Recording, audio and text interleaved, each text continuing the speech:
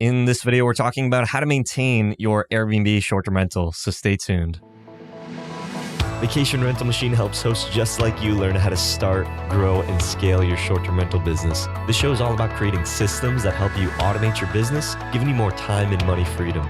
If you're ready to start living the vacation rental life, then subscribe to this podcast today. Come and join us on our Facebook group, The Host Nation, where we'll be talking about starting, automating, and scaling a short-term rental business. Now, on to the show.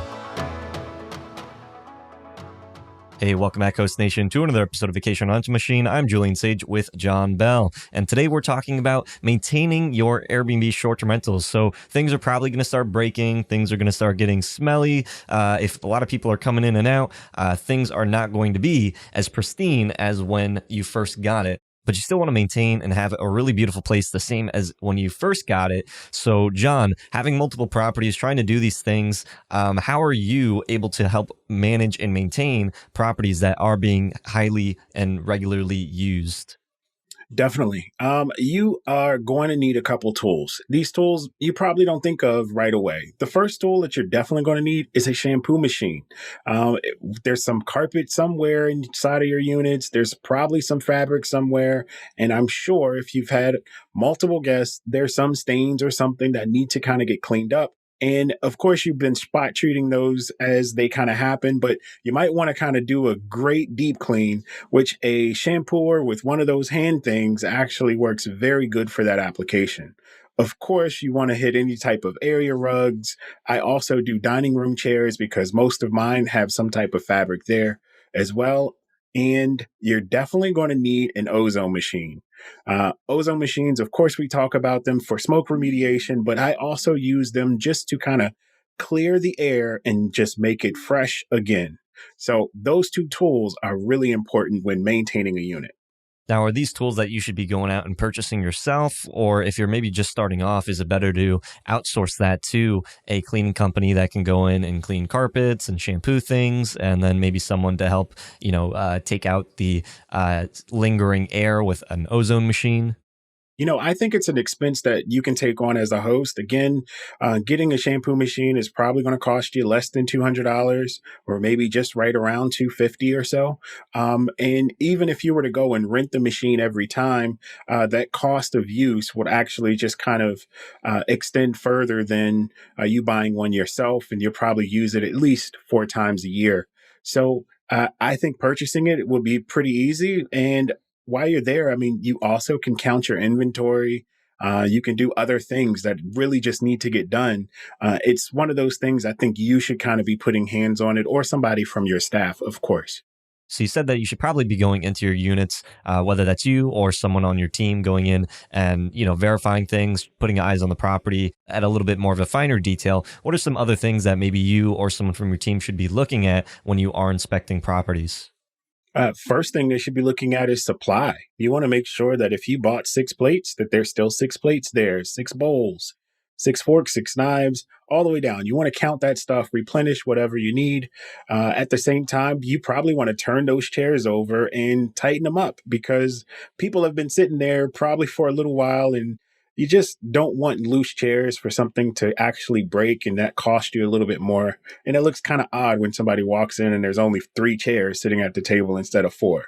So you want to take a deeper look at that. It's also a really good idea to change all the filters in a house. And I'm not just talking about your regular AC filter. You got a fridge filter if you got any type of ice maker in the refrigerator. You probably are going to do something if you have like a Brita filter or something like that. You're going to want to replace those filters. So you want to think of all of that stuff.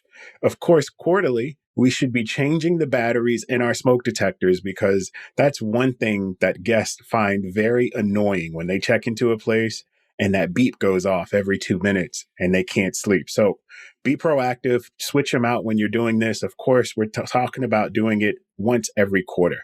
So, John, when you are replacing things like the batteries in your smoke detectors, are you also going in and replacing things like the smart locks? Because, I would hate to have a guest show up to a property and then them just not be able to get in because the battery hasn't been charged or hasn't been replaced.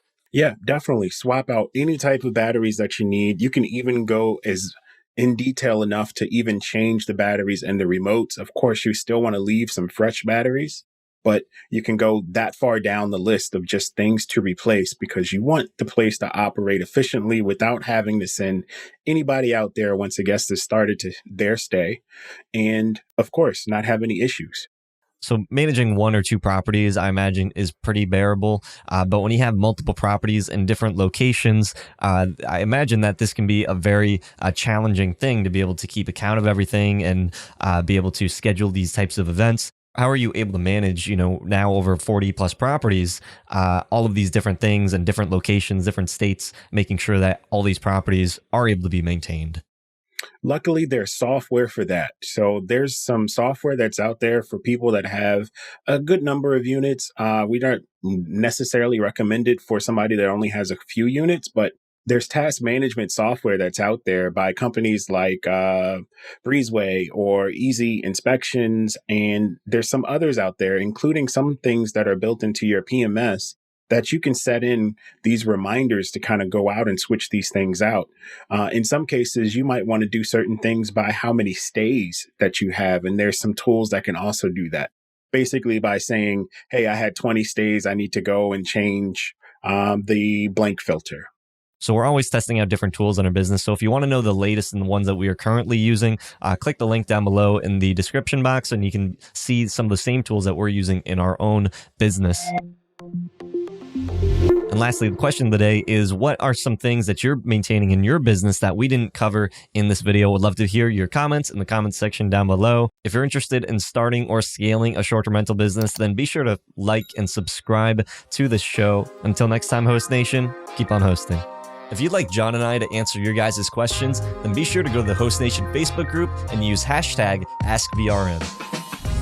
Hope you hosts found value in this episode. If you did, please go on over to iTunes and leave us a review, as that would greatly support the show. If you'd like to connect with John, the community, and I, then go on over to our Facebook group, The Host Nation. Talk to you hosts in the next episode.